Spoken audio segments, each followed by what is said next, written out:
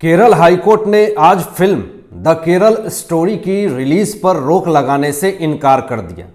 Court ने कहा film इस्लाम के खिलाफ नहीं है, आईएसआईएस पर है, ट्रेलर में कुछ भी आपत्तिजनक नहीं है।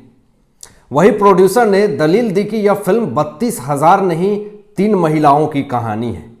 अब समझ में ये नहीं आता है कि इस्लामी लोग क्यों इतना परेशान हैं द केरल फिल्म की रिलीज को लेकर के। दोस्तों, हाईकोर्ट ने कहा कि केरल का धर्मनिरपेक्ष समाज फिल्म को उसी रूप में देखेगा जैसी वह है। फिल्म एक कथा है, न कि इतिहास। तो समाज में संप्रदायवाद और संघर्ष कैसे पैदा करेगी? सिर्फ फिल्म दिखाए जाने से कुछ नहीं होगा। फिल्म में आपत्तिजनक कुछ भी नहीं है। जितने देशद्रोह लोग द केरल फिल्म का विरोध कर रहे थे, उनका मुंह जो है वो चुप हो चुका है। कोर्ट ने कहा है कि यह कहने में क्या गलत है कि अल्लाह ही एक भगवान है। हमारा देश नागरिकों को अपने धर्म और भगवान पर विश्वास करने का अधिकार देता है। कोर्ट ने याचिकाकर्ताओं से पूछा कि ट्रेलर में क्या आपत्तिजनक था। तो देशद्रोही जितने लोग थे, वो फिल्म का जो विरोध कर रहे थे, उनके पास कोई जवाब नहीं होता है। देश में फ्रीडम ऑफ स्पीच नाम की भी कोई चीज है। फिल्म कलाकारों के पास कलात्मक स्वतंत्रता होती है, हमें उसे भी बैलेंस करना होगा। कोर्ट ने याचिकाकर्ता से पूछा कि फिल्म में ऐसा क्या है जो इस्लाम के खिलाफ है। किसी धर्म के खिलाफ कोई आरोप नहीं है, बल्कि केवल आईएसआईएस संगठन के खिलाफ है।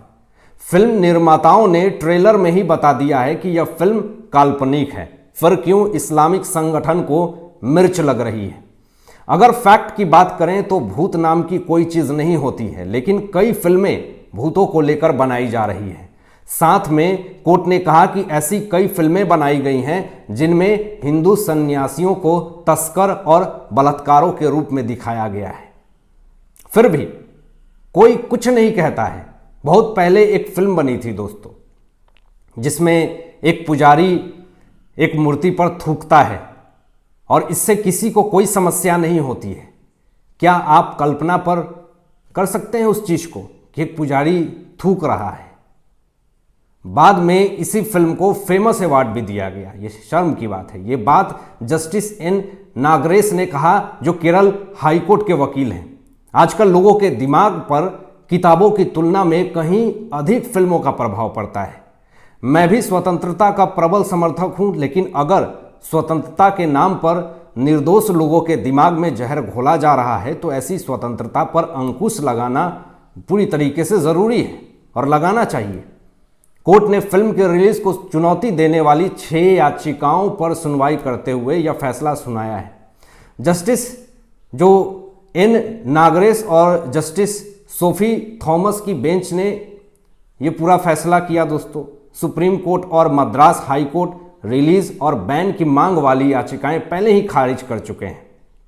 द केरल स्टोरी पर बैन लगाने की मांग को लेकर मद्रास हाईकोर्ट में भी एक याचिका लगाई गई थी, जिसमें दावा किया गया था कि फिल्म के रिलीज होने से देश में धार्मिक सद्भाव और सार्वजनिक शांति जो है वो भंग हो जाएगी।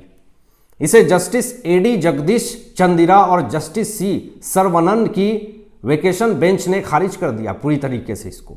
कोर्ट ने कहा, आप लास्ट मोमेंट पर क्यों आ रहे हैं? अगर पहले आते तो हम किसी को फिल्म देखने और फैसला करने के लिए कह सकते थे। आप फिल्म देखे बिना आए हैं और सोच रहे हैं कि फिल्म को बैन कर दें। ये कैसे हो सकता है? केरल हाईकोर्ट पहले से ही इसी तरह की चुनौती पर सुनवाई कर रहा है। दोस्तों, क्या है केरल स्टोरी से जुड़ा विवाद? पहले ये जानने की कोशिश करते हैं। द केरल स्टोरी केरल की महिलाओं के ग्रुप के बारे में बनी फिल्म है, जो Islamic state of Iraq and Syria ISIS में शामिल हो जाता है। फिल्म आज रिलीज हो गई है। सीबीएफसी ने फिल्म की रिलीज से पहले इसमें 14 कट लगाने को कहे थे। 26 अप्रैल को इसका ट्रेलर रिलीज हुआ। 2 मिनट 45 सेकेंड के ट्रेलर में दिखाया गया कि कैसे कॉलेज जाने वाली 3 लड़कियां एक आतंकी संगठन से जुड़ जाती हैं। द केरल स्टोरी फिल्म अपनी कहानी और दावों को लेकर चर्चा में है। फिल्म 4 युवतियों यानी 4 लड़कियों की जिंदगी पर पूरी तरीके से बेस्ड है। ट्रेलर में दिखाया गया है कि कैसे कॉलेज जाने वाली 4 लड़कियां एक आतंकी संगठन से जुड़ जाती हैं। ट्रेलर की शुरुआत केरल की हिंदू लड़की शालिनी उन्नीकृष्णन के परिचय से शुरू होती है, जिसमें वो आतंकी संगठन ISIS से जुड़ने की पूरी कहानी बता रही है। ट्रेलर में दिखाया गया है कि कैसे एक गिरोह केरल की युवतियों का यानी लड़कियों का ब्रेन वॉश करके धर्म परिवर्तन कराता है और फिर आतंकी संगठन ISIS का हिस्सा बना देता है। यह फिल्म आप लोगों को भी देखना चाहिए दोस्तों। इसके लिए कभी भी फिजिकल रिलेशन तो कभी धार्मिक मान्यताओं को टूल की तरह इस्तेमाल करके उसको लव जिहाद के एंगल में कन्वर्ट कर रहे थे ये सारे गुर्गे। ये तो हो गई ट्रेलर की बात। एक मुस्लिम संगठन ने द केरल स्टोरी फिल्म में लगाए गए आरोपों को साबित करने पर 1 करोड़ रुपए का इनाम देने की घोषणा की है। कैसे लोग हैं ये मुस्लिम संगठन को क्यों इतनी दिक्कतें हो रही हैं समझ में नहीं आता है। उन्हें तो किसी ने कुछ कहा नहीं, आपके ऊपर तो किसी ने आरोप कुछ लगाया नहीं। जो चोर होता है उसे चोर कहेंगे तो बुरा लगेगा ही। आगे आप समझ गए होंगे, मुझे डिटेल में जाने की ज़रूरत नहीं है। अब सवाल है कि फिल्म में जो दावे किए गए हैं वो सच है या झूठ, ज़रा ये जानते हैं। द केरल स्टोरी में दिखाया गया है दोस्तों कि प्रेम के जाल में फंसाकर बड़े पैमाने पर लड़कियों को मुसलमान बनाया जा रहा है। क्या केरल में वाकई लव जिहाद हो रहा है? 2009 में केरल और कर्नाटक हाईकोर्ट में 2 मामले पहुंचे, जिसके बाद लव जिहाद चर्चा में आया। दोनों मामले में लड़की के पिता ने आरोप लगाया था कि उनकी बेटी का अपहरण करके मुस्लिम लड़कों के साथ शादी करने को मजबूर किया गया है। पहला जो मामला है वो ये है कि केरल हाईकोर्ट के जस्टिस KT शंकरन ने कहा कि यह जग जाहिर है कि लव जिहाद या रोमियो जिहाद के नाम से एक आंदोलन चलाया जा रहा है। उन्होंने केरल के DGP से कई सवालों के जवाब में एक हलफनामा भी दायर करने का निर्देश दिया था।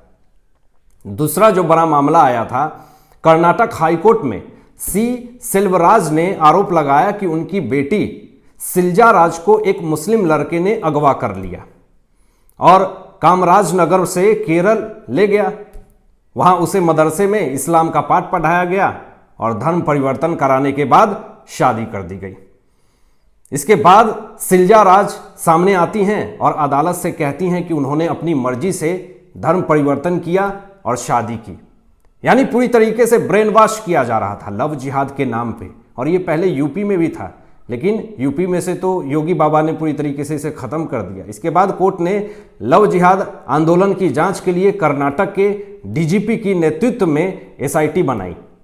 तो दोस्तों जो फिल्म में दिखाई गई है द केरल स्टोरी में पूरी तरीके से हिंदू लड़की को कैसे कन्वर्ट किया जा रहा था लव जिहाद के एंगल से और फिर उसको एक आतंकी संगठन के समूह में भेज दिया जा रहा था।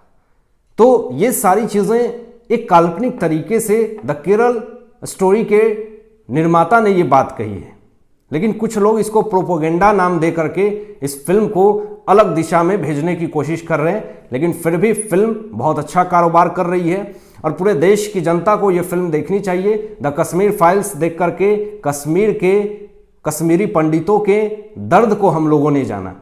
आज वाकई में द केरल जो फिल्म आई है उसमें बहुत सारे ऐसी लड़कियां हैं जिनके दर्द को आप जान पाएंगे, समझ पाएंगे। धन्यवाद।